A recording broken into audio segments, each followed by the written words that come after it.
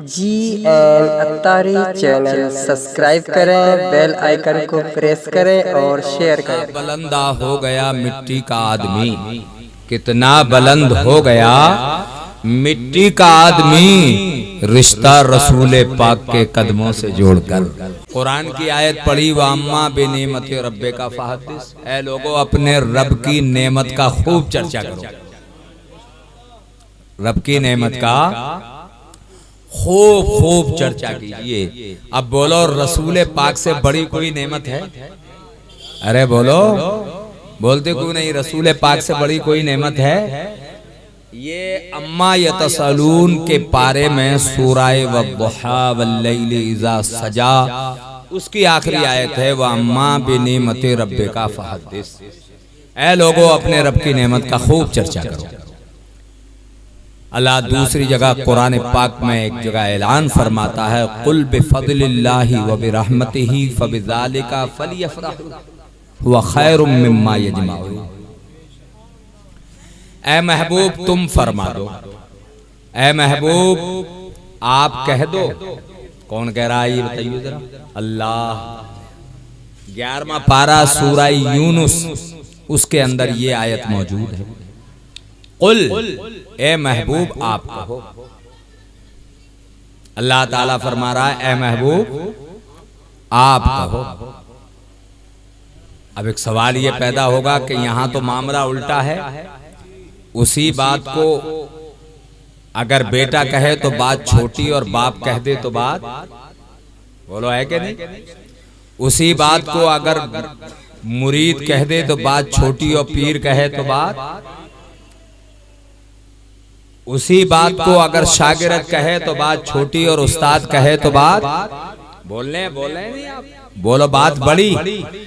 उसी बात को अगर मुस्तफा जाने रहमत सल्लल्लाहु अलैहि वसल्लम कहें तो बात छोटी और खुदा फरमाए तो बात, लेकिन खुदा फरमाता है, कुल ए महबूब तुम कहो, आप फरमाओ। हम अल्लाह की बारगाह में एक सवाल करते हैं, मौला तू कहता तो बात बड़ी होती, लेकिन तू अपने नबी से कहलवा रहा है। तो मशीयत इलाही जवाब देती है, मेरे बंदो तुम मुझसे सवाल करते हो, मंशाए खुदा ये है कि कलाम खुदा का हो और जबान मुस्तफा की हो। कलाम खुदा का हो और जबान मुस्तफा की हो। कुल बिफज़लिल्लाह व बिरहमतिही, ऐ महबूब तुम कहो कि अल्लाह के फजल पर और उसकी रहमत पर। फबिज़ालिका फलियफ़रहू, और इसी पर चाहिए कि खुशी मनाई जाए, खुशी मनाई जाए। और ये खुशी मनाना हुआ खैरुम मिम्मा यजमऊन, उससे बेहतर है जो तुमने जमा कर रखा है। अब बताओ, ये कुरान कह रहा है या हमारे आपके घर की बात है या कलाम पाक की बात है? तो अल्लाह फरमा रहा है। तो अब मुझे बताओ मुसलमानों, नबी का आना अल्लाह का सबसे बड़ा फजल है कि नहीं है? अगर आपने फजल जमा कर रखा है तो ये फजल उससे बेहतर है किससे? नबी की खुशी मनाए तो ये फजल जमा करना जो है, खुशी मनाना इस फजल से बेहतर है। अल्लाह की रहमत मुराद लें तो उस पर खुशी मनाना ये भी उससे अफजल और आला है। आपने धन दौलत जमा कर लिया, नमाज रोजा जमा कर लिया, तकवा खैरात ज़कात आपने जमा कर रखी है, लेकिन सबसे बेहतर अल्लाह के नबी की आमद पर खुशी मनाना है, उसके फजल पर खुशी मनाना है। अब मुसलमानों मुझे एक बात बताओ कि अगर आप इससे नमाज मुराद ले रहे हैं तो नमाज किसके सदके में मिली है? अगर आप इससे कुरान मुराद ले रहे हैं तो कुरान किसके सदके में मिला है? अगर आप इससे माल और धन और दौलत मुराद ले लें तो बोलो धन दौलत किसके सदके में मिली है? बोलो, अरे नबी के सदके में मिली है कि नहीं मिली है? मेरे आका एक हदीस में फरमाते हैं, अब हदीस भी सुनी लें। नबी ने फरमाया, हजरत अमीर मुआविया उस हदीस के रावी हैं क्या फरमाते हैं आका, और वो रिवायत करते हैं कि अन मावियता यकूलो खतीबन समईतु रसूलल्लाह सल्लल्लाहु ताला अलैहि वसल्लम यकूलो मन युरिदिल्लाहु बिही खैरन युफक्किहु फिद्दीन व इन्नमा अना कासिम वल्लाहु यूती। मेरे आका फरमाते हैं, और हजरत अमीर माविया रिवायत करते हैं कि मैंने खुद सरकार को फरमाते हुए सुना, मेरे आका ने फरमाया, अल्लाह जिसके साथ भलाई का इरादा फरमाता है उसे दीन में समझ अता फरमा देता है, उसे दीन में समझ अता फरमा देता है। और अल्लाह देता है और सबको मैं ही बांटता हूँ, देने वाला मैं ही हूँ। भाई चीज बनाई खुदा ने है, लेकिन मालिक मुस्तफा जाने रहमत को बना दिया, तो अब इसमें बताइए किसी का क्या दोष है? जन्नत अल्लाह ने बनाई है, मालिक मुस्तफा जाने रहमत सल्लल्लाहु अलैहि वसल्लम को बनाया है। उनकी आमद पर अगर मुसलमान खुशी नहीं मनाएगा तो मुझे बताओ और किसकी आमद पर खुशी मनाई जाएगी? अच्छा एक बात बताइए, उसके फजल पर खुशी मनाए तो ये झंडियां लगाना खुशी है कि नहीं? अरे बोलो, लंगर लुटाना खुशी है कि नहीं है? और भी आप हर वो काम करें कि जो काम खिलाफे शरा ना हो, गलत ना हो, फजूल बातें ना हो, वो बिल्कुल जायज और मुबाह है। अल्लाह के नबी के नाम पर अगर खुशी नहीं मनाई जाएगी तो मुसलमानों मुझे बताओ और कब खुशी मनाई जाएगी? नबी के दीवानों, अपने नबी का जिक्र करो और दिल में मोहब्बत हो, फरहत हो दिल के अंदर। सिर्फ जबान से कर रहे हैं, दिखावा नहीं, बल्कि अंदर से भी दिल भी ये कहता हो भाई ये सब कुछ दिया, अता पैसा कौड़ी सब मेरे नबी का दिया हुआ है। चूंकि अल्लाह ने दिया है, लेकिन बांटने वाले तो मुस्तफा जाने रहमत सल्लल्लाहु अलैहि वसल्लम हैं। अब एक हदीस सुनिए, प्यारे आका फरमाते हैं, अन अकबता इब्ने आमिर रज़ियल्लाहु ताला अन्हु अन नबी सल्लल्लाहु अलैहि वसल्लम इन्नी वल्लाहि ला उनजुरी इला हुदिलान व इन कदूती तो मफातिया खजाइन अर्द। मेरे आपके नबी ने इरशाद फरमाया, ऐ लोगों, मैं अपने हौजे कौसर को देख रहा हूँ। सुभान अल्लाह, मैं अपने हौजे कौसर को देख रहा हूँ। अब मुझे बताओ यार, जो नबी मदीने से हौजे कौसर को देखता हो तो वो नसीम भाई के इस घर में होने वाले इस मिलाद को नहीं देख रहा है? अरे बोलो, देख रहा है। लोगों के कानों में लाउड स्पीकर के जरिए आवाज पहुंच रही है, लेकिन वो यहाँ आए तो फरिश्ते उनके नाम माँ बल्दियत के लिख कर ले जाएं, और हो सकता है कि अल्लाह इसी को जरिया निजात बना दे। कौम बड़ी गफलत का शिकार हो चुकी है, अपने नबी का जिक्र सुनने के लिए उनके पास वक्त नहीं है। तो मुसलमानों मुझे बताओ कि क्या करेगी ये कौम? अपने नबी पे तो मर मिटने का जज्बा हो, जिस नबी ने सारी जिंदगी अपनी उम्मत के लिए वक्फ कर दी। अल्लाह ने उनको रहमतुल लिल आलमीन बनाया, दुनिया में भेजा। जब वो आए तो दुनिया सजाई थी परवरदिगार आलम ने, और हर तरह उनकी आमद के चर्चे, मरहबाएं की आवाजें और सदाएं बुलंद होती थी। नबी के दीवानों, नबी आए और हम खुशी ना मनाएं तो हमसे गया गुजरा और कौन हो सकता है? पूरी दुनिया के अंदर सारी दुनिया वाले खुशी मना रहे थे सिवाय इब्लीस के। ये पहाड़ियों में छुप छुप कर रोता था कि अब वो आ रहा है जो मुझे कुचल देगा, मेरा दाव चलने वाला नहीं है। शैतानियत मिट गई है, गुमराही छट गई है, और अब मोहब्बत आना शुरू हो गई है। गुमराही जा रही है और मोहब्बत आती चली जा रही है। नबी के दीवानों जरा गौर फरमाएं, प्यारे आका सल्लल्लाहु अलैहि वसल्लम के आए, दुनिया के अंदर बहार आ गई, खुशी आ गई है। और कहाँ? मक्के में अब्दुल्ला के घर में वो नूर चमका, और वहां उस आंगन में वो ऐसा फूल खिला है कि पूरी दुनिया के अंदर वहां से खुशबू पहुंच गई है। नबी के दीवानों, ईमान जैसी दौलत उनके सदका उतफैल में मिली है, और हम और आप तो बड़े खुशकिस्मत हैं। ऐसे नबी की उम्मत में अल्लाह ने बनाया है कि जिनकी उम्मत में पैदा होने की तमन्ना अंबिया और मुरसलीन ने की है। या अल्लाह हमें भी उनकी उम्मत में बना देता। इस तरह के नबियों ने कोशिश की, नबियों ने चाहा। प्यारे आका सल्लल्लाहु अलैहि वसल्लम के दीवानों, तो आप अपने नबी के सच्चे वफादार गुलाम बनकर जिंदगी गुजारो।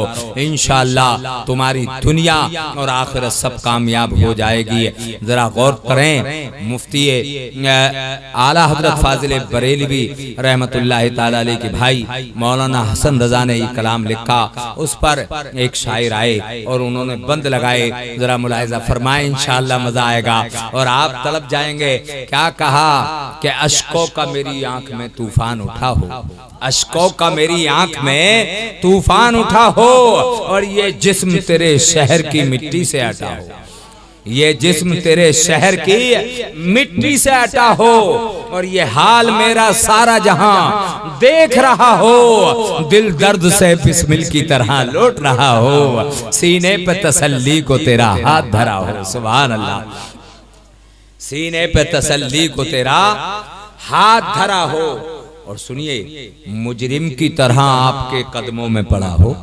मुजरिम की तरह आपके कदमों में पड़ा हो, होठों पे फकत सल्ले अला हो जाए अगर ऐसा तो मत पूछिए क्या हो, गर वक्त अजल सर तेरी चौखट पे झुका हो, जितनी हो कज़ा एक ही सजदे में अदा हो।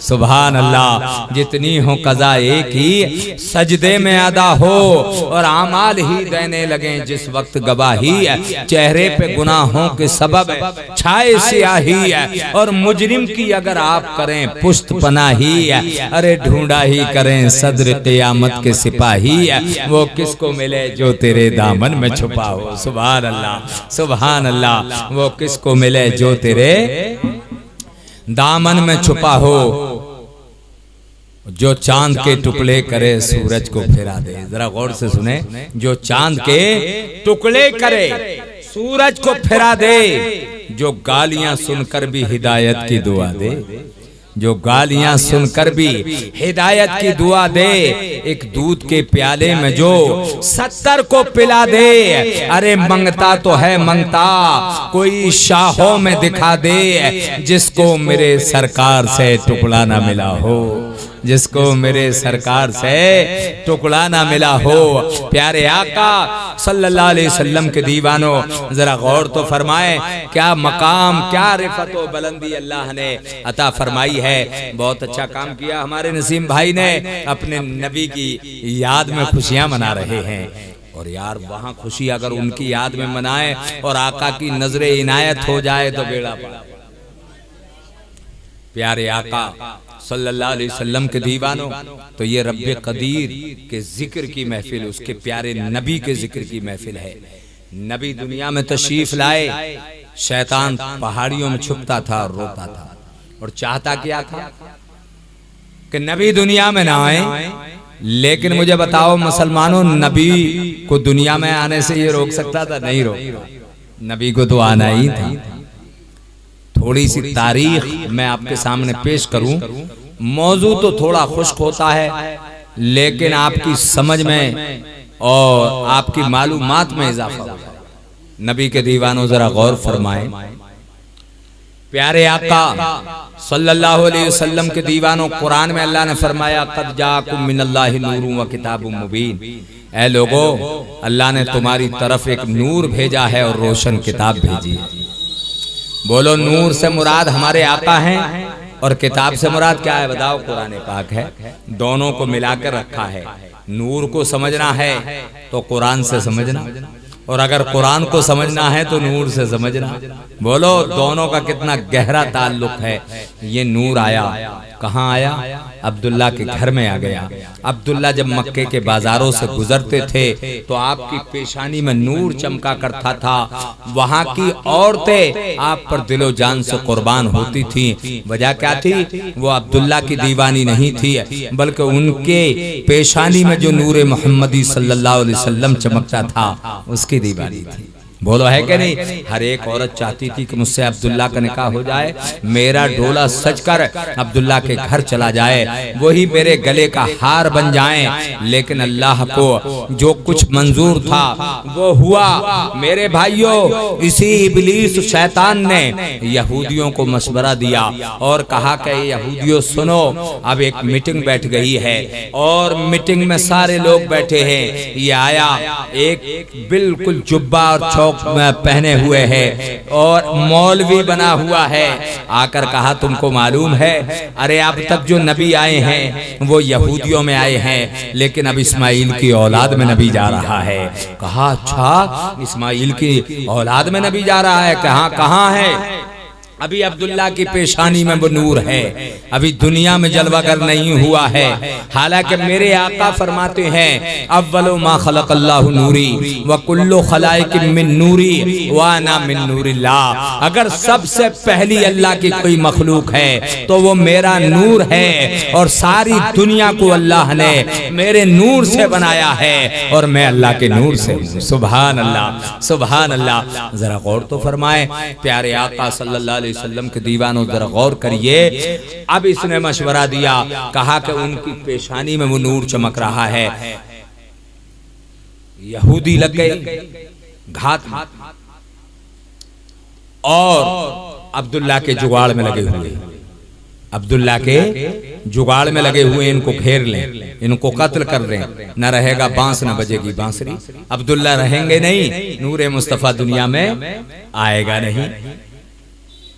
ये कहीं जाते हैं बहुत ही होशियार और चौकन्ना है, कमीन गाहों में छुपे हुए हैं। एक रोज ऐसा आया कि अब्दुल्ला शिकार को गए हुए हैं, वापस आ रहे थे, ये कमीन गाह से निकले और उनको घेर लिया, तलवारें तान दी। 70 यहूदियों का गिरोह था ये, जो घेरे में है, नरगे में लिए हुए हैं। अकेले अब्दुल्ला और इधर बोलो 70 हैं, तलवारें तनी हुई है। अब्दुल्ला अपने को हमारे हवाले कर दो, न ये तलवारें तुम्हारे जिस्म पर लगेंगी और कीमा तुम्हारे बदन का हो जाएगा। प्यारे आका के दीवानों, अब्दुल्ला ने कहा कि जब तक अब्दुल्ला के दम में दम है ये अपने को तुम्हारे हवाले नहीं कर सकता। अब्दुल्ला क्या, अरे नूरे मोहम्मदी आपकी पेशानी में बोल रहा था, वही जलवागर है, हिम्मत उसी से बंधी है। हजरत अब्दुल्ला कहते हैं कि अचानक वहब जहरी पहाड़ पर थे, जिनकी बेटी हजरत आमना खातून हैं, वो कहते हैं मैंने देखा तो मैंने सोचा कि मैं दौड़ कर अब्दुल्ला की मदद करूं, अब्दुल मुत्तलिब के बेटे के पास चला जाऊं और भाग कर जाऊं, लेकिन मैंने इरादा ही किया था कि मेरे पैर पहाड़ी ने पकड़ लिए, यानी पहाड़ से चिपक गए, अब मैं चल नहीं सकता था। या अल्लाह, क्या मामला है, क्या माजरा है, पेड़ कैसे मेरे चिपक गए हैं? लेकिन रोक लिया परवरदिगार आलम ने, पहाड़ी से चिपके हुए हैं। कहा कि लाओ ऐसा करूं कि यहाँ से पत्थर उठा के पत्थर बरसा दूं, पत्थरों को मारूं ताकि ये भाग जाएं और अब्दुल मुत्तलिब के लाडले बेटे महफूज रह जाएं, उनकी जान बच जाए। मैंने ये सोचा ही था कि मेरे हाथ छल हो गए, यानी हाथों ने काम करना छोड़ दिया, हाथ बेकार हो गए। या अल्लाह, ये क्या माजरा है,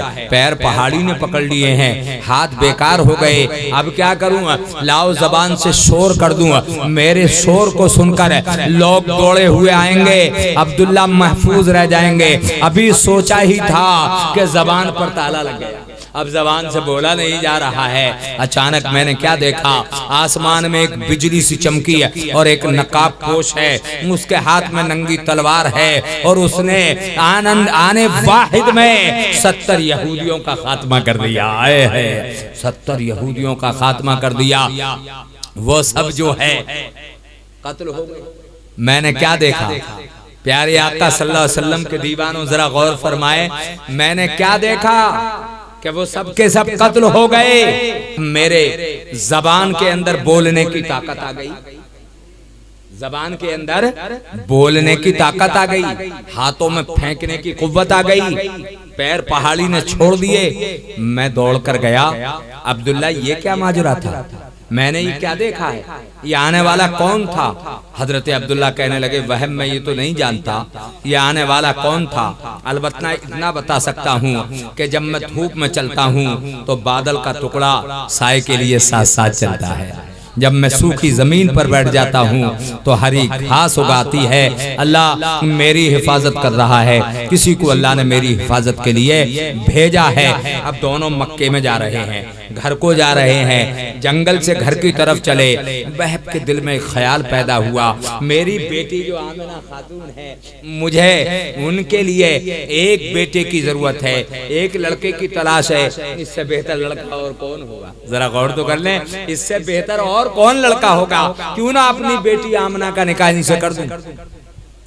दिल में ये ख्याल आया और पक्का अहद कर लिया, घर चले गए। अब्दुल्ला अपने घर चले गए और औरतें भी चाहती थी कि अब्दुल्ला के यहाँ ढोला हमारा सच कर पहुंचे, लेकिन वहब ने पैगाम अब्दुल मुत्तलिब को दिया और कहा कि मैं अपनी बेटी आमना का निकाह अब्दुल्ला से करना चाहता हूँ, आप बताइए क्या राय है। गौर खोज किया गया और गौर खोज कर कर दोनों तरफ से यानी फरीकैन राजी हो गए। मुख्तसर ये है कि अब्दुल्ला का निकाह हजरत आमना से हो गया। सुभान अल्लाह, सुभान अल्लाह। नबी के दीवानों अब जरा गौर फरमाए, निकाह हुआ, अब्दुल्ला ब्याह कर आमना को अपने घर ले आए हैं, आमना अब्दुल्ला के घर में है। मेरे भाइयों, क्या मेरे आका सल्लल्लाहु अलैहि वसल्लम की शान है, और यही मीलाद है। नबी का मीलाद का मकसद ही ये है, जरा गौर करें। नूरे मोहम्मदी सल्लल्लाहु अलैहि वसल्लम हजरत आमना को मुंतकिल हुआ।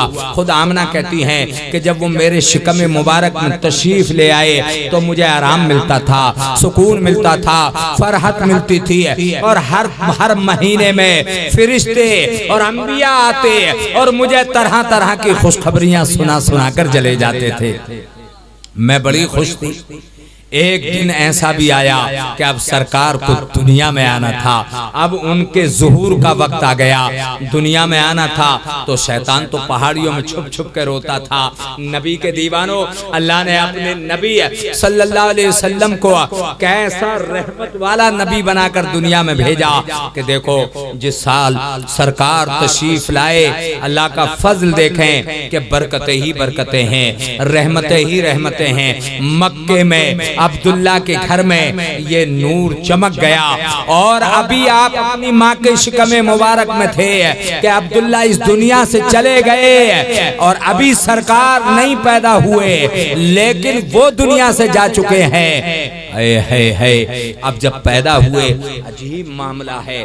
अब्दुल मुत्तलिब कहते हैं कि मैं काबे के अंदर मौजूद था, मैंने क्या देखा कि काबा कांप रहा है, हिल रहा है, झूम रहा है, आमना के घर की तरफ को झुक झुक कर अकीदत पेश कर रहा है, सलाम के नजराने पेश कर रहा है। मैं डर गया, कोई भूकंप कोई जलजला तो नहीं है। काबे से निकल के बाहर आया तो बाहर कुछ भी नहीं है। फिर काबे में गया तो देखा कि फिर हिल रहा है। फिर मैंने फिर निकला, तिबारा फिर देखा। फिर जब मैं निकल के आया तो मैंने एक चौराहे पर चंद आदमियों को खड़े हुए देखा और वो आपस में बहस कर रहे थे। एक ने कहा, कहने वाले ने, यार आज क्या मामला है? कहा क्या हुआ? हमारे घर में एक खजूर का दरख्त है, हम इतने बड़े हो गए, हमने अभी तक उस पर कोई फल नहीं देखा है, और आज पूरा पेड़ खजूरों से लदा हुआ है, ये क्या मामला है? दूसरे ने कहा, ये आपने क्या ताज्जुब की बात बता दी, हमारे घर में एक बकरी है, हमने कभी उस बकरी के थनों में दूध नहीं देखा। आज सुबह ही सुबह मेरी नजर जैसे ही बकरी की तरफ पड़ी है तो दोनों थन दूध से भरे हुए हैं। सुभान अल्लाह। तीसरा शख्स दौड़ता हुआ आया और उसने कहा, यार इससे ज्यादा ताज्जुब की बात ये है। कहा क्या? हमारे गांव में एक कुआं है, इतने बड़े हो गए अभी तक पानी नहीं देखा उसमें, लेकिन आज क्या मामला है? पूरा कुआं भरा हुआ है और पानी जोश मार रहा है। अब्दुल मुत्तलिब कहते हैं, मैं पहुंच गया। अरे भाई कैसी सरगोशियां हो रही हैं, कैसी बातें चल रही हैं। तो मैंने कहा कि आप मेरी बात गौर से सुनो, मैं तो काबे के अंदर था, मैंने काबे में ये देखा है कि काबा हिल रहा था, झूम रहा था, और झुक झुक कर आमना के घर की तरफ को सलाम के नजराने पेश कर रहा था। सरकार क्या आए, बाहर आ गई। बोलो अरब वालों ने उस साल का नाम भी रखा खुशी का साल। हरियाली आ गई, बारिश हो रही है, जानवर मोटे होते जा रहे हैं, अब बरकत ही बरकत है, सिवाय शैतान के सभी खुशियां मना रहे हैं। नबी के दीवानों, सरकार तो जानवरों के लिए भी रहमत बनकर आए हैं, इंसानों के लिए भी रहमत बनकर आए हैं, जमीन और आसमान वालों के लिए भी रहमत बनकर आए हैं, अपने और पराओं के लिए भी रहमत बनकर आए हैं। वो तो रहमतुल लिल आलमीन हैं, अल्लाह ने उन्हें रहमत बनाकर दुनिया में भेजा है। प्यारे आका सल्लल्लाहु अलैहि वसल्लम के दीवानों, अब चूंकि ये तारीखी मौजू है तो ये थोड़ा खुश्क तो होता है, लेकिन मालूमात में इजाफा होता है। सरकार आमना के पास हैं। अब जैसे अरब के कानून और दस्तूर के मुताबिक औरतें बच्चों को लेने दाइयां जाती थी, दूध पिलाने वाली सब चले गए और अपने अपने बच्चों की तलाश में लग गई हैं। लोगों ने पता लगाया कि एक बच्चा आमना के घर में भी है, लेकिन दिल में उनके ये ख्याल पैदा होता था, यार ये गरीब बच्चा है, हमें क्या मिलेगा। ये पता नहीं था कि ये खुद गरीबी को मिटाने के लिए आया है। अगर इसकी नजरें इनायत हो गई तो गरीबी को सो भाग जाती है, और क्यों ना हो। जरा तवज्जो फरमाए मेरे गुलाम नबी, कुरान की तफसीर में लिखा है कि हजरत औफ इब्न मालिक, अब देखो काम की बात सुन लें और बच्चे सुन रहे हों, आप भी सुन रहे हैं, याद भी कर लें और इसको पढ़ा करें। मैं बहुत काम की बात आपको बता रहा हूँ। औफ इब्न मालिक सरकार की बारगाह में पहुंचे और जाकर कहा कि अल्लाह के नबी, मेरे बेटे को मुशरिकीन ने कैद कर लिया, मेरा बेटा मुशरिकीन की कैद में है। कुरान है 28वां पारा है, उसकी तफसीर में लिखा हुआ है। मैंने हवाला भी दे दिया, अगर जरूरत पड़े तो देख लें आप। समझ में आया? प्यारे आका सल्लल्लाहु अलैहि वसल्लम से कहा कि मेरा बेटा मुशरिकीन की कैद में है और सख्त पहरा, बड़ी निगरानी है, रखवाली, और साथ ही साथ आपने ये भी कहा कि सरकार बड़ा गरीब है, बड़ा नादार हो, बहुत मुफलिस है, मुफलिसी है, फाके भी हो जाते हैं, भूखा भी रहना पड़ता है। अय है, तड़प गए। प्यारे आका सल्लल्लाहु अलैहि वसल्लम ने फरमाया, औफ घर जाओ और ला हौला वला कुव्वता इल्ला बिल्लाहिल अलीय्यिल अज़ीम, सही मखारिज से, सही तरीके से हमें पढ़ना है। इसको पढ़िए, कसरत से पढ़िए। क्या? जरा सुनाइए। ला हौला वला कुव्वता इल्ला बिल्लाहिल अलीय्यिल अज़ीम, जेर जबर का ध्यान रखें। औफ कहते मैं आया और मैंने आने के बाद मैं अपने घर में अपनी बीवी को बता दिया। कहा, बीबी मैंने बेटे की बात रसूल पाक की बारगाह में रख दी और अपनी गरीबी का, नादारी का, मुफलिसी का भी जिक्र कर दिया कि सरकार बड़ी गरीबी है, बड़ी नादारी है। मेरे आका ने ये वजीफा इरशाद फरमाया कि ये पढ़ो। दोनों पढ़ने के लिए बैठ गए, बीवी भी पढ़ रही है और हजरत औफ अल्लाह के नबी के सहाबी हैं और वो सहाबियां, जाहिर सी बात है, पढ़ रहे हैं। दोनों ने पढ़ना शुरू किया। औफ कहते हैं कि अभी थोड़ी देर ही पढ़ पाए थे हम कि दरवाजा खटखटा दिया किसी ने। दरवाजा बजाया। जब हमने जाके दरवाजे पर मैं गया और मैंने जाकर देखा और दरवाजा खोला तो कोई और नहीं था, मेरा बेटा दरवाजे पर मौजूद था। मैंने कहा, भाई तुम कैसे आ गए? तुम पर तो बड़ी सख्त ड्यूटी थी, सख्त पहरा लगा हुआ है, तुम्हारी तो बहुत देख रेख है सख्त। प्यारे आका के दीवानों, उस लड़के ने कहा कि अब्बा हुजूर, दुश्मन गाफिल हो गया। कैसे गाफिल हुआ? अल्लाह ने उस पर नींद तारी फरमा दी। नींद, नींद ही नींद आ रही है, इधर भी नींद, उधर भी नींद, नींद ही नींद है। नींद तारी फरमा दी, सब सो गए और मुझे मौका मिला तो मैं वहां से निकल आया, भाग आया और साथ में दुश्मन की 4000 बकरियां भी हाँक लाया। 4000 बकरियां भी ले आया, बकरियां भी मौजूद। रात गुजर गई। अब आप बताओ मुसलमानों, खुशी का क्या आलम होगा? अरे बोलो, खुशी का क्या आलम होगा? 4000 बकरियां। कुरान की तफसीर में आप देख लें, 28वां पारा है, मैंने बताया, उसमें एक सूरत है और उसकी आयत, उसकी तफसीर में रात गुजर गई, खुशी में है। सुबह को नबी की बारगाह में पहुंचे और जाकर कहा कि अल्लाह के नबी बेटा तो रात ही आ गया। सरकार भी मुस्कुरा गए, सुभान अल्लाह। और सरकार मुस्कुराएं तो कायनात मुस्कुरा जाती है। अब जरा गौर करिए, कहा हुजूर 4000 बकरियां भी ले आया, उनका क्या करें, क्या वो हलाल हैं उनके लिए, यानी वो हलाल हैं? तो नबी ने मुस्कुरा कर फरमाया पाल लो, तुम्हारे लिए हलाल हैं। तुमने अपनी गरीबी का भी तो जिक्र किया था, तुमने अपनी गरीबी का भी तो जिक्र किया था। अब मुझे बताओ कौन देता है देने को? अरे बोलो ना यार, कौन देता है देने को? मुंह चाहिए और देने वाला है सच्चा। आला हजरत ने एक जगह और भी लिखा है कि मालिक के कौनैन हैं, गो पास कुछ रखते नहीं और दो जहां की नेमतें हैं उनके खाली। बोलो, खाली हाथ में और दोनों जहान की नेमतें हैं। एक साहब और आ गए हाजतमंद, अल्लाह के नबी ने उनसे भी कहा कि तुम भी ला हौला वला कुव्वता इल्ला बिल्लाहिल अलीय्यिल अज़ीम पढ़ लिया। एक सहाबी ने अर्ज की सरकार इनकी जरूरत कुछ और है, उनकी जरूरत कुछ और थी, तो इनके लिए भी ला हौला वला कुव्वता इल्ला बिल्लाहिल अलीय्यिल अज़ीम और उनके लिए भी ला हौला वला कुव्वता इल्ला बिल्लाहिल अलीय्यिल अज़ीम, दोनों के लिए। तो मेरे आका सल्लल्लाहु अलैहि वसल्लम के दीवानों तड़प जाओगे। नबी की जबान से जो भी निकल रहा है वो इसमें आजम है। बोलो है कि नहीं? अरे नबी की जबान से जो निकल जा वो इसमें आजम है। प्यारे आका सल्लल्लाहु अलैहि वसल्लम के दीवानों, तो गरीब समझकर औरतों ने छोड़ दिया। हजरत हलीमा ने सोचा अब हम क्या करें, हमें तो कोई बच्चा मिला ही नहीं, आपने इन्हीं को ले लिया और खुशी से लेकर आ गई। जो सवारी इधर से बड़ी मुश्किल से गांव से मक्के पहुंची थी चलकर, सरकार जैसे ही बैठे हैं तो अब इतनी तेज और इतनी ताकत उसमें आ गई है कि अब उसकी रफ्तार को मत पूछिए, क्या ताकत है। अरे नबी यार बैठ जाए तो नबी तो नबियों के नबी हैं, पैगंबरों के पैगंबर हैं, रसूलों के रसूल हैं। वो लेकर आ गई और सरकार के लिए अब पूरी तन मन धन से उनकी खिदमत में लग गई, दूध पिला रही हैं, उन्हें पालती हैं। मेरे आका सल्लल्लाहु अलैहि वसल्लम ने कभी हक तलफी नहीं की, बस आपने एक ही पिस्तान का दूध पिया।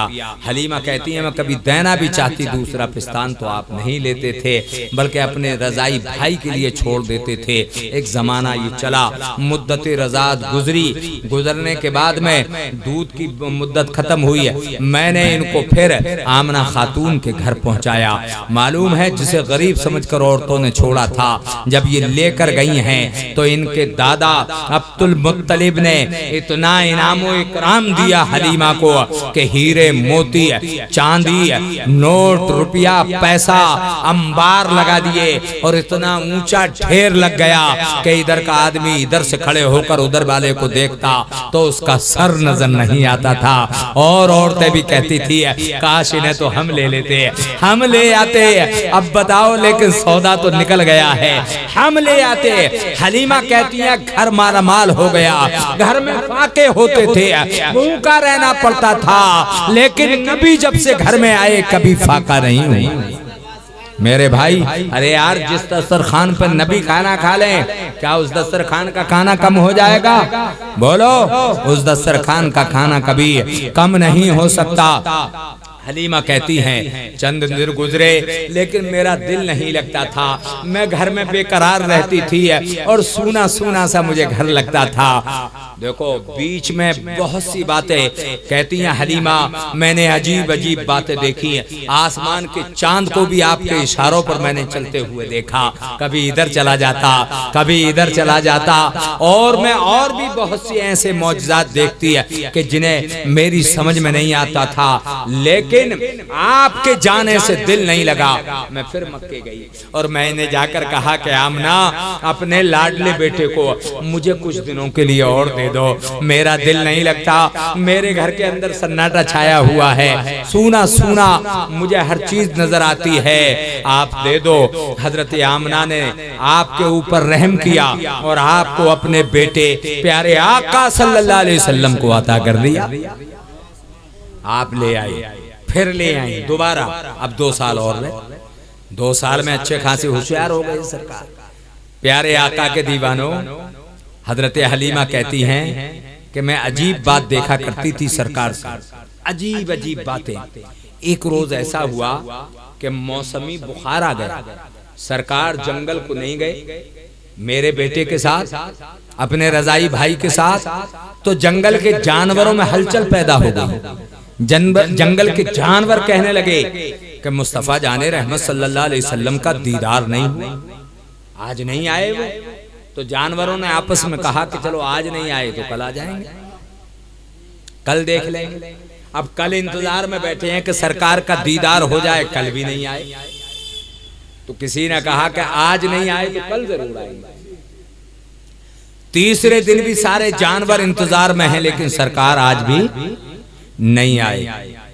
तो जंगल का जो शेर है ना, ये तो राजा है, ये आया और इसने कहा कि परेशान मत हो, एक राय एक तदबीर मैंने सोची है, मैं वो काम करता हूं कि सरकार जरूर तशरीफ ले आए। कहा क्या काम करते हो? कहा मैं ये चाहता हूं कि हलीमा की जो सबसे बड़ी बकरी है उसका कान पकड़ के ले जाऊं और इस पहाड़ के नीचे उसको छुपा दूं, पहाड़ के पीछे उसको छुपा दूं। सरकार को खबर होगी तो उस बकरी को छुड़ाने के लिए जरूर तशरीफ लाएंगे। तो अब बकरी तो हम छोड़ ही देंगे, लेकिन सरकार का दीदार तो हो जाएगा, उसे कोई तकलीफ थोड़ी पहुंचानी है। अब बताओ, शेर बकरी को पकड़ ले और उसे तकलीफ ना पहुंचाए, आ रही है समझ में बात? अरे यार, कितनी मरगूब गिज़ा है उसकी।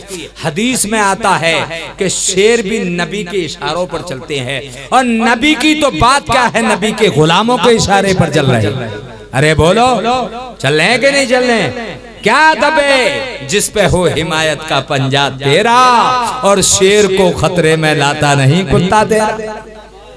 बोलो, आला हजरत ने नहीं लिखा है शेर मनकबत गौसे आजम? बोलो, शेर को खतरे में, खतरे का माना यहाँ औकात, अपनी औकात में कुत्ता ही नहीं ला रहा कि ये शेर है।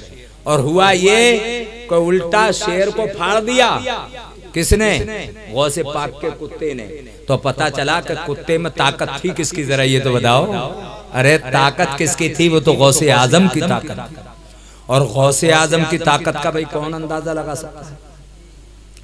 तो उधर तो जाना नहीं है, बात तो अपने नबी की करनी है, और महफिल मीलाद है, उनकी मीलाद मनाना का मसला है। लोग मीलाद मनाने को मना करते हैं। तो कुरान में मैंने जो आयत पढ़ी, कुल बिफज़लिल्लाह, अरे बोलो ए महबूब तुम कहो कि अल्लाह के फजल पर, उसकी रहमत पर, और इसी पर चाहिए कि खूब खुशी मनाएं, खूब खुशी मनाएं। तो यार ये झंडियां लगाना और ये नियाज लंगर लुटाना, मीलाद करना, लाइटिंग लगाना, ये खुशी नहीं है? अरे बोलो, ये खुशी का ही तो इजहार है। नबी के दीवानों, ये बिल्कुल जायज व मुबाह है। जब सरकार आए तो हजरत जिब्राइल भी झंडे लेकर आए, एक मशरिक में और एक मगरिब में, और एक आमना के घर में लगा दिया। अरे यार बोलो, अच्छा भाई, किसी मुल्क का झंडा मुझे बताओ दूसरे मुल्क में कोई लगा दे तो चलेगी बात? अरे बोलो, लगा देगा कोई यार? तो आसान सी बात है। और अपने ही मुल्क में आप लगा सकते हैं। हमारा इंडिया का झंडा है तिरंगा, तो अपने मुल्क में ही लगेगा। बोलो, लगेगा नहीं लगेगा? लेकिन एक झंडा मशरिक में और एक मगरिब में, समझ में आई आपके? पता चला जिसकी जहां तक हुकूमत होती है झंडे वहीं तक लगाए जाते हैं। कभी गौर नहीं किया आपने? पता चला कि सरकार की हुकूमत मशरिक से लेके मगरिब तक है, सारी दुनिया पर मेरे आका की हुकूमत है। नबी के दीवानों, जरा गौर करें तो हमें आपको अगर नबी के नाम पर, उनके जन्मदिन पर, उनके जश्न ईद मिलादुन नबी पर मुसलमान खुशी नहीं मनाएगा तो मुझे बताओ और कौन खुशी मनाएगा? है बुलबुल को फूल, शम्मा को परवाना चाहिए, और हमको रसूले पाक का दीवाना चाहिए। जरा तड़प के कह दें सुभान अल्लाह। आवाज दुकान से बाहर निकले मकान से यार तो पता चले कि कहीं दीवाना ये रसूल बैठे हैं। मजमा अगर कम है लेकिन इसमें दम है। अगर दम हो तो यार बहुत ही है, थोड़े ही काफी होते हैं। बुलबुल को फूल शम्मा को परवाना चाहिए और हमको रसूल पाक का दीवाना चाहिए। जिक्र नबी से रूह को गरमाना चाहिए और जब उनका नाम आए अरे तड़प जाना चाहिए। जब उनका नाम आए तड़प जाना चाहिए। और क्यों आ गए पलट कर मदीने से हाजियो, अरे तुमको तो उस दयार में मर जाना चाहिए। नेकियां कमाने का मौका दिया है नसीम भाई ने हमें, बोलो दिया कि नहीं दिया है? अब नेकियां मिल रही हैं और ये जो दावत इस्लामी है ये बिल्कुल खालिस अल्लाह और रसूल की रजा के लिए काम करती है। इतनी तरक्की अल्लाह ने इसको दी है कि पूरी दुनिया में अब सरकार की मोहब्बत को घर घर में पहुंचा दिया है।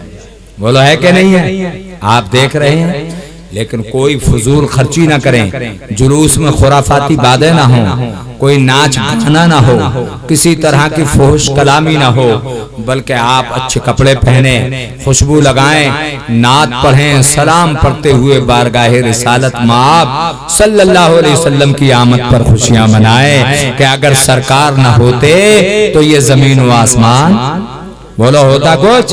लौला कलमा खलक़तुल अफ़लाक, ए महबूब अगर आप ना होते तो आसमान जमीन कुछ नहीं होता। आप हैं तो सारी चीज मौजूद है। वो जो ना थे तो कुछ ना था और वो जो ना हो तो कुछ ना हो। जान है वो जहान की, अरे जान है तो जहान है। बोलो है कि नहीं? जान है तो जहान है। नबी के दीवानों अब ढेर लगा दिया, बात तो जहन में है। माल मिल गया दोबारा फिर ले आई। शेर ने बकरी पकड़ी और ले गया पहाड़ी के पीछे। ले जाने के बाद में जब बकरी तो पहाड़ के पीछे छुपा दी। अरे भाई शेर तो शेर है। हजरत सफीना रज़ी अल्लाह ताला अन्हु जब काफिले से बिछड़े तो जंगल में एक शेर मिल गया और उसने अपने पंजों को खोल लिया, हदीस में आता है, और हमला करना चाहता था। मेरे आका के दीवानों हजरत सफीना डरे नहीं और कहा कि शेर क्या करता है, देख मैं मुस्तफा जाने रहमत सल्लल्लाहु अलैहि वसल्लम का गुलाम हूं। भाई इतना कहा तो दुम हिलाने लगा और दुम हिलाना मोहब्बत की अलामत है। और दौड़ कर आपके आगे आगे चलता था। आपने कहा काफिला किधर गया रास्ता, यानी आप काफिले से पिछड़ गए। आगे आगे चलता था, आप पीछे पीछे जा रहे हैं और काफिले से मिलाकर वापस लौट गया। बोलो अब आला हजरत ने लिख दिया तो यार उन पर क्या खामखा का एतराज है। आपने लिखा है अपने मौला की है बशान अजीम और जानवर भी करें जिनकी ताजीम। अरे संग करते हैं अदब से तस्लीम, पेड़ सिजदे में गिरा करते हैं, पेड़ सिजदे में गिरा करते हैं। नबी के दीवानों हलीमा के जो बेटे थे वो दौड़े और घर आए और कहने लगे अम्मी जान गजब हो गया। क्या हुआ बेटा? अरे हमारी जो सबसे बड़ी बकरी ज्यादा दूध देने वाली थी उसे जंगल का शेर ले गया। मुस्तफा जाने रहमत सल्लल्लाहु अलैहि वसल्लम मचल गए और कहने लगे अरे हमारी बकरी को और जंगल का शेर ले गया, चलो हम चलते हैं और शेर से पूछेंगे कि तू हमारी बकरी को कैसे ले गया। है कैसे ले गया?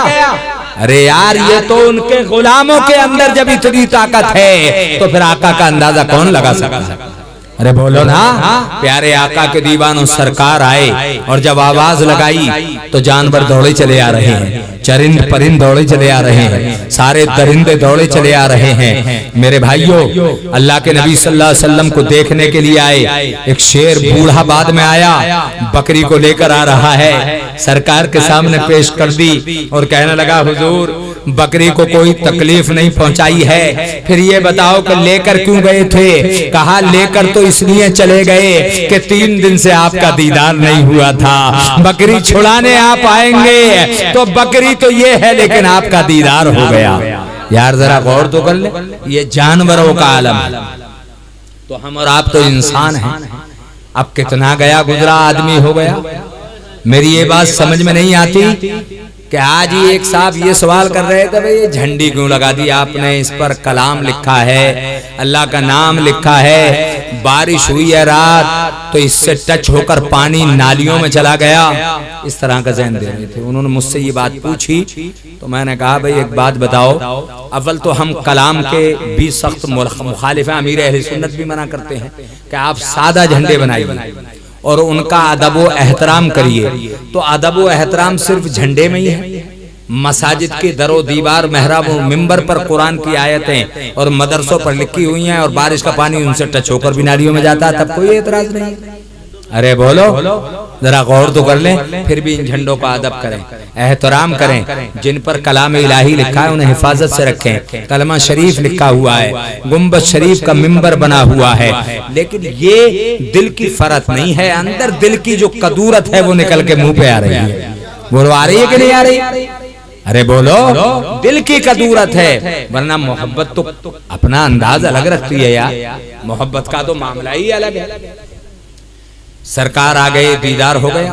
हजरत हलीमा कहती हैं कि अब वो टाइम भी पूरा हो गया जितनी मुद्दत के लिए मैं लेकर आई थी, अब फिर पहुंचाने जा रही हूँ। जब मैं रास्ते में जा रही थी तो मैंने क्या देखा, मैं क्या देखती हूँ, जरा गौर फरमाएं। अचानक मैंने देखा कि जिस पगडंडी बटिया से मैं गुजर रही थी उस पर एक कुआं पड़ा और एक औरत रो रही थी। मैंने उस औरत से कहा कि बहन क्यों रो रही हो? वो मुझसे लिपट गई और कहने लगी, बहन हलीमा मैं तो लुट गई, मेरा सब कुछ चला गया। क्या हुआ? ये जो कुआं है, मैं इसके मन पर खड़े होकर झांक कर देखने लगी कि इसमें पानी है कि नहीं। बच्चा मेरी गोद में था, मेरी पकड़ ढीली पड़ गई और बच्चा जरा सा हिला और गोद से निकल गया, इस कुएं के अंदर चला गया। हाय मेरा बच्चा, अफसोस कर रही हैं। प्यारे आका के दीवानों, हजरत हलीमा ने दिलासा दिया और कहा कि बहन परेशान मत हो, तुम्हारा बच्चा कुएं में है, मेरे पास जो ये बच्चा है बड़ी अजमत वाला है, बड़ी इज्जत वाला है, बड़ा विकार वाला है। और सरकार की उंगली हलीमा ने पकड़ी और कहा कि बेटे इनका बच्चा इस कुएं में चला गया, है कोई रास्ता, है कोई सबील है जो इनका बच्चा मिल जाए? मेरे आका की उंगली जैसे ही हलीमा ने पकड़ी है तो मुस्कुराने लगे। अरे नबी मुस्कुराए तो हलीमा ने कहा कि बहन खुश हो जाओ, मेरा बेटा मुस्कुरा रहा है, अब तुम्हारा काम बन जाएगा, तुम्हारा काम हो जाएगा। नबी के दीवानों, वो कहती है मेरी उंगली आका ने पकड़ी है और कुएं के ऊपर चढ़ गए, यानी मन पर खड़े हो गए और कुएं में झांक कर देखा और देखने के बाद में सरकार ने अपना लुआबे दहन डाल दिया, यानी कुएं में अपना लुआब डाला। लुआब का डालना था कि कुएं में एक जोश पैदा हो गया, एक उबाल पैदा हुआ और पानी उबलता हुआ जो ऊपर को आया है तो साथ में बच्चा भी निकल आया है। सुभान। इसने बच्चा उठाया, सीने से लगा लिया हलीमा, ये तो बड़ा मुबारक बच्चा है। बात बन गई, बच्चा मिल गया। हजरत हलीमा कहती है मैंने अपने नबी से, सरकार से पूछा, प्यारे आका सल्लल्लाहु अलैहि वसल्लम से कहा कि तुमने उसके बच्चे को निकालने का एक अनोखा अंदाज निकाला था, पानी में लुआबे दहन डाल दिया, अपना थूक मुबारक डाला, आप चाहते तो हाथ से निकाल देते। कहने लगे अम्मी हलीमा, वो रास्ते के सिरे पर कुआं था, लोग उसका पानी पीते, लेकिन पानी उसका क्या था? पानी खारा था, पानी मजेदार नहीं था। मैंने अपने लुआबे दहन क्या डाला कि अल्लाह ने उसका पानी मीठा कर दिया। अब लोग पानी पिया करेंगे तो पानी भी मीठा हो गया और उस औरत का बच्चा भी निकल आया। कहती हैं हलीमा मैं और आगे बढ़ी, और आगे बढ़ने के बाद में मैंने कहा बेटे तुम यहाँ रहो, मैं रफे हाजत के लिए जा रही हूँ और अभी आती हूँ। वो रफे हाजत के लिए गई, इतने ही पीछे से अबू जहल आ गया। अबू जहल ने कहा भाई तुम्हें कहाँ जाना है? बता दिया कि मक्के जाना है। चलो मैं तुम्हें छोड़ दूं, मैं तुम्हें पहुंचा दूं। देखो दुश्मन रसूल लेकर जा रहा है। अब बोलो रसूल का दुश्मन है कि नहीं है? इसने सरकार को ऊंट पर बिठा लिया, ऊंट पर बैठा हुआ था वही ऊंट जो बड़ी तेजी से मक्के की तरफ जा रहा था और चल रहा था। नबी के दीवानों, सरकार को जब पीछे बिठाया तो ऊंट चलने का नाम नहीं लेता है। ऊंट ने चलना बंद कर दिया। इसने कहा कि ऊंट तो चल नहीं रहा। इसके हंटर लगाए गए, कमचियां और कोड़े मारे गए, ऊंट फिर भी न चला। मामला क्या है, बात समझ में नहीं आई। अल्लाह रब्बुल इज्जत के देखो करम देखो, रब चाहता था कि मेरा महबूब पीछे और दुश्मन आगे, ऐसा नहीं हो सकता। ऊंट पिटता रहा लेकिन चलने का नाम नहीं लेता। जब बच्चे को आगे बिठाया, खुद पीछे बैठा, तो मेरे भाइयों ऊंट ने चलना शुरू कर दिया। मक्के में सरकार को अब्दुल मुत्तलिब तक पहुंचा दिया, उनके पास तक छोड़ दिया। हलीमा कहती है जब मैं आई तो मैं घबरा गई, मेरा बेटा कहाँ चला गया। मैं बहुत घबराई और इसी घबराहट में मैं मक्के की तरफ चली। बताने वालों ने बताया कि ऊंट पर बिठाकर एक शख्स लेकर चला गया। मैं वहां पहुंची तो मैंने अपने बेटे को अब्दुल मुत्तलिब के पास पाया। सुभान अल्लाह, मैं खुश हो गई, मैं वहां छोड़कर आ गई। अब घर में बरकत ही बरकत है। नबी के दीवानों और सरकार कहाँ पहुंच गए, अपनी माँ के पास हैं, अपनी माँ के पास रह रहे हैं। माँ उनको लेकर ननिहाल चली गई हैं। सरकार का ननिहाल मदीने मुनव्वरा का था। आप वहां पहुंच गए, 2 साल वहां रहे। 2 साल हलीमा ने दूध पिलाया, 2 साल और रखा। अब बोलो कितनी उम्र हो गई आपकी है? अरे भाई 6 साल की उम्र हो गई है। अब कहते हैं कि वो वापस आ रहे थे, बीच में एक जगह पड़ी है, उस जगह पर हजरत आमिना की तबीयत खराब हुई है। वहीं पर सरकार रुके और अपनी माँ का सर अपनी रान पर रखकर दबाना शुरू किया और दुनिया वालों को सबक दिया, ऐ लोगों, माँ बाप की खिदमत करना ये तुम्हारे नबी की प्यारी सुन्नत।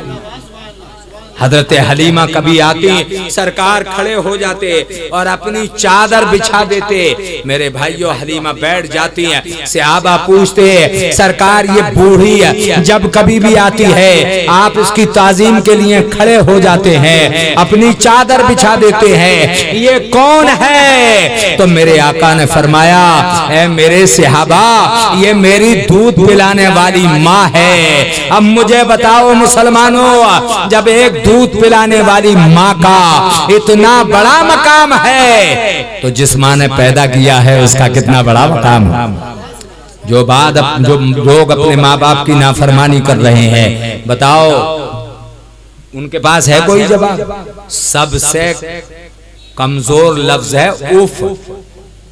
इससे भी और कोई होता तो वो आता। कुरान में उफी आया है कि अपने माँ बाप से उफ भी मत कहो, उफ्यूं वाला तनहरहुमा, और ना झिड़को उनको। तो बताओ उफ सबसे, अब इससे भी कोई और होता नीचे तो फिर वो आता। उफ भी मत कहो। अब बताओ उफ कहने तक की भी इजाजत नहीं है और यहाँ झिड़का जा रहा है, यहाँ डंडों से पीटा जा रहा है। मेरे नबी की तालीम तो ये नहीं है। बोलो, जिस तालीम पर मुसलमानों आप जा रहे हो, नबी की तालीम को अपनाओ, सादगी के साथ अल्लाह रसूल का जिक्र करो। अब आमना देख रही हैं प्यारे आका को और आका देख रहे हैं अपनी माँ को। हजरत भरी निगाहों से दीदार हो रहे हैं दोनों तरफ से। अब यार माँ तो माँ है, अरे बोलो, माँ की मोहब्बत बेलौस होती है। आमना की आंखों में आंसू हैं। अब वो दुनिया छोड़ने वाली है। बाप पैदा होने से पहले ही चले गए। 6 साल की उम्र में मुसलमानों बताओ मुझे, अब क्या नाम है, माँ का साया भी उठ रहा है। माँ ने जो बांधी थी उम्मे ऐमन, उनसे कहा, ऐमन सुनो, मेरे इस दिल के राज को, मेरे इस राज दुलारे को, अंबिया और मुरसलीन के ताजदार को, इसके दादा अब्दुल मुत्तलिब तक पहुंचा देना।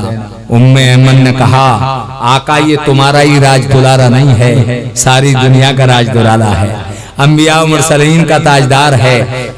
वो तो वहीं इंतकाल कर गई, इन्ना लिल्लाहि व इन्ना इलैहि राजिऊन, और आप लेकर इनको अब्दुल मुत्तलिब के पास आ गई। वो अब्दुल मुत्तलिब के पास आई, खड़े हैं सरकार। अब्दुल मुत्तलिब के पास कितने दिन रहे? 2 साल। खुशी से दादा ने ले लिया, कहा मैं अपने पोते को पालूंगा, उनकी देख रेख करूंगा। बारे मोहल्ला तेरी शान, तू जिससे चाहे काम ले, तू जिससे चाहे काम ले। बाप भी नहीं, माँ भी नहीं, और काम बराबर चल रहा है। बोलो। दादा ने 2 साल, अब उम्र कितनी हो गई आप बताइए जरा। अरे 8 साल हो गई, आप तो रखेंगे तड़प के कह दें 8 साल। 8 साल में बच्चे में ज्यादा अकल नहीं आती, लेकिन ये वो हैं कि जिनकी अकल कामिल है। बोलो, ये दूसरों को अकल देने वाले हैं। अरे यार ये तो नबी हैं मेरे भाइयों, ऐलान ही तो आपने 40 साल की उम्र में किया है, लेकिन आप तो उस वक्त नबी थे कि जब हजरत आदम आबो गिल की मंजिलें तय कर रहे थे। उनका जिस्म और रूह अलग थी। सरकार फरमाते मैं उस वक्त भी नबी था। बोलो मेरे आका सल्लल्लाहु अलैहि वसल्लम के दीवानों, जरा गौर करें। अब अब्दुल मुत्तलिब पर भी वो वक्त आ गया कि जो सब पर आना, आप भी मौत के बिस्तर पे हैं। आपने अपने बेटों को बुलाया, सब आए और आने के बाद में खड़े हो गए। अब्दुल मुत्तलिब रो रहे हैं। मुझे बताओ मुसलमानों, आंखों में आंसू। बेटों ने कहा दादा अपने बाप से, अब्दुल मुत्तलिब कहा है अब्बा हुजूर, इसमें अब रोने की क्या बात है, रोने का क्या मौका है, आज तो खुशी का मौका है। हम ताकत में हैं, हमारे बाजुओं में ताकत है, आपके बेटे जवान हैं, आप रो क्यों रहे हैं? रोना तो आपको उस वक्त चाहिए था जब अबरहा काबे को ढाने के लिए आया था, तो उस वक्त नहीं रोए आप और आज रो रहे हैं। कहा उस वक्त तो आप काबे पे डटे रहे और अबरहा ने कहा अरे भाई तुम क्या कर रहे हो अब्दुल मुत्तलिब? तो कहा कि मैं तो अपने ऊंटों को ढूंढ रहा हूँ। कहा कि अबरहा काबे को ढाने आया है, तो कहा काबे को काबे वाला जाने, मुझे तो अपने ऊंटों की जरूरत है। नबी के दीवानों, आप वहां डटे रहे और आज जो है यहाँ रोते हो। ये बताओ किसी ने कुछ कहा हो, उंगली उठाई हो उंगली काट दें, आंख चलाई हो तो आंख निकालने, कहा नहीं नहीं किसी ने मुझसे कुछ नहीं कहा है।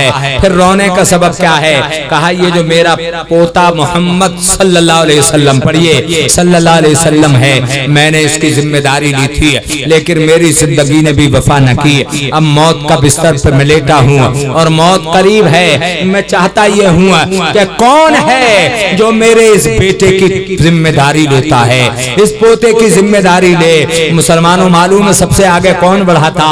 तड़प जाएंगे। आगे बढ़ने वाला अगर कोई था तो अबू लहब था। अबू लहब सगा चचा, सगा चचा।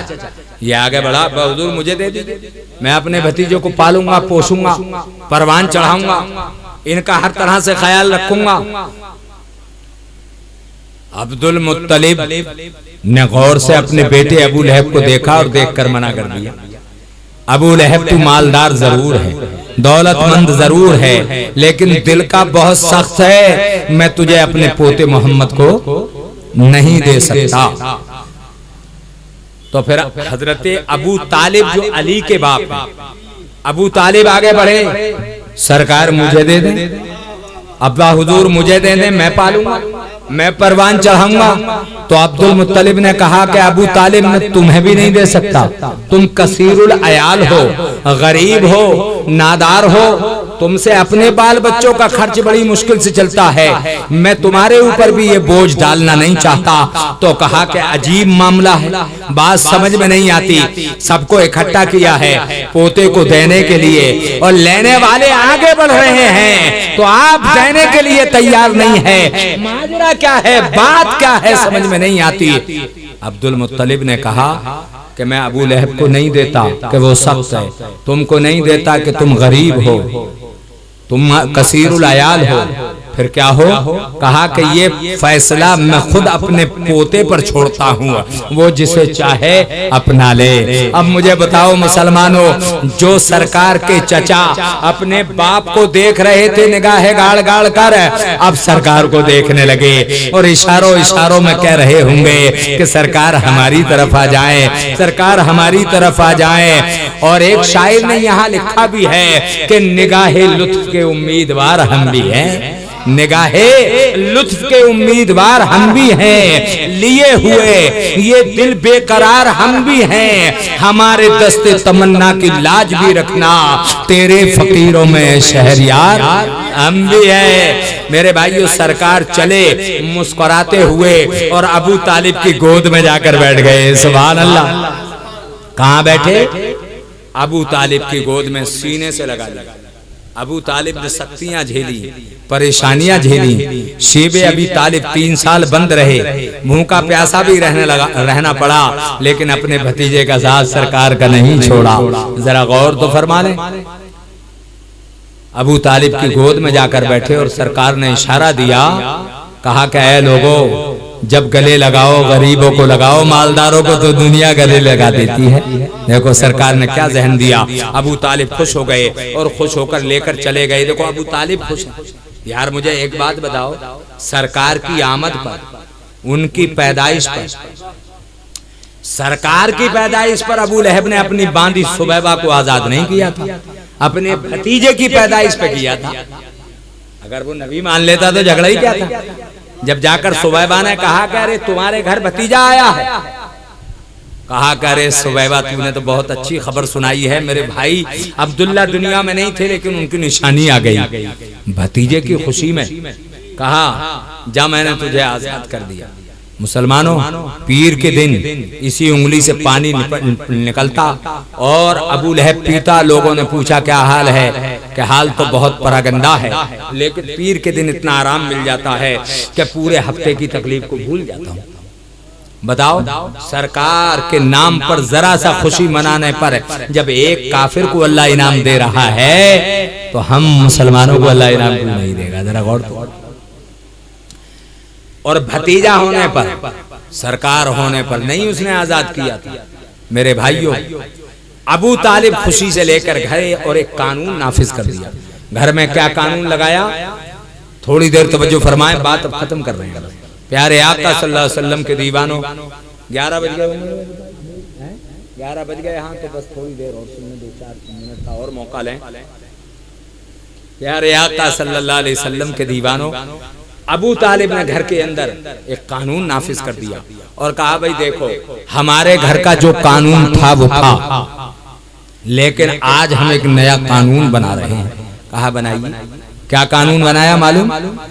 सबसे पहले जिस मेहमान को मैं घर पर लेकर आया हूं, इन्हें खाना दिया जाएगा, घर वालों को बाद में मिलेगा। ये कानून। वजह क्या थी?